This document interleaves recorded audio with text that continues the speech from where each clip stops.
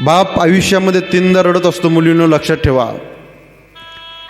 एकदा पाहुणे मंडळी घरी आले आणि तुम्हाला बघण्याचा कार्यक्रम होता. बैठकीमध्ये सगळे पाहुणे मंडळी बसलेले आहे, पाणी दिलेलं आहे, शरबत दिलेलं आहे.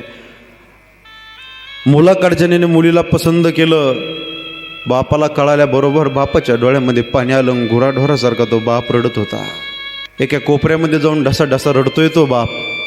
संध्याकाळच्या वेळेला तो बाप दररोज एक भाकरी खात असतो, पण रात्री तो बाप अर्धीच भाकर खाऊन झोपी जातो.